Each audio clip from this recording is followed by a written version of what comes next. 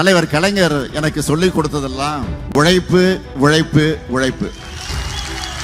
உண்மையா உழைச்சா ஊரே ஏத்தி வச்சு கொண்டாடும். இதுதான் நான் கத்துக்கிட்ட பாடம். நீங்க தினமும் டிவி பாக்குறீங்க, செய்திகள்லாம் பார்த்துக்கிட்டு இருக்கிறீங்க. முதலமைச்சர் ஸ்டாலின் தலைமைச் செயலகத்துல இந்த திட்டத்தை தொடங்கி வச்சாருன்னு காலையில செய்தி போட்டா, மாலையில இந்த திட்டத்தை மதுரையில தொடங்கி வைக்கிறான்னு செய்தி போடும். இப்படி தமிழ்நாட்டோட குறுக்கும் நெடுக்கும் உழைப்பால அளந்து தமிழ்நாட்டில் இருக்கிற ஒவ்வொருத்தருக்கும் என்னென்ன தேவை என்பதை மைக்ரோ லெவல்ல கவனிச்சு செயல்படுத்தி இருக்கிறேன். அதுதான் உங்க முன்னாடி நிக்கிற முத்துவேல் கருணாநிதி ஸ்டாலின்.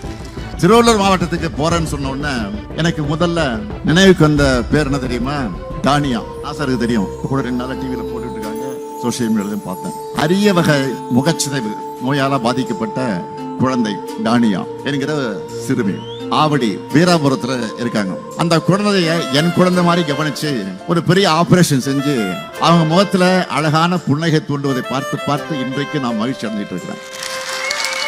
இங்க இருக்காரு நம்முடைய நாசர், அவருக்கு எத்தனை முறை அந்த குழந்தையை பத்தி போன் செஞ்சு விசாரிச்சுப்பேன். அவருக்கு தெரியும் அந்த குழந்தை நான் படிச்சு டாக்டர் ஆகி என்ன மாதிரி இருக்கக்கூடியவங்களுக்கு இலவசமா சிகிச்சை அளிப்புன்னு சொன்ன போது நான் அடைந்த மகிழ்ச்சிக்கு அளவே இல்லை. எல்லாருக்கும் எல்லாம் அனைவருக்கும் சமம்னு வாய் வார்த்தைக்காக சொல்றவன் இல்லை இந்த ஸ்டாலின். கடையனுக்கும் கடை தேட்டம்னு செயல்களால காமிக்கக்கூடியவன். அதே போல ஆவடி பருத்திப்பட்டுல நரைக்கூற சமூகத்தை சார்ந்த திவ்யா, பிரியா, தர்ஷினி என்ற 3 மாணவிகள், பள்ளியில படிச்சுட்டு இருக்கக்கூடிய மாணவிகள். அவங்க படிக்கக்கூடிய பள்ளிகள்ல அவங்க சந்திக்கக்கூடிய பாகுபாடு இதெல்லாம் சொல்லி ஒரு வீடியோ போட்டிருந்தாங்க. நான் சோசியல் மீடியால பார்த்தேன். சமூகத்தோட இந்த மனநிலையை உடைக்கணும்னு அப்பவே நினைச்சேன். உடனே நாசரை கூப்பிட்டேன், விசாரிச்சேன். அவங்க வீட்டுக்கு நேரா போனேன். அங்க போய் அவங்க கொடுத்த அன்பா கொடுத்த உணவை சாப்பிட்டு இங்க அன்பும் சமத்துவம் மட்டும்தான் நிலைக்கணும் என்று காட்டணும். இப்படி ஒவ்வொரு செயலையும் நம்ம தமிழ்நாட்டை முன்னோக்கி அழைச்சிக்கிட்டு போகணும் தான் போராடிக்கிட்டு இருக்கிறேன். ஆமா, போராடுறேன், தொடர்ந்து போராடுவேன், போராடி கொண்டு தான் இருப்பேன், போராடிட்டு தான் நான் சாவேன்.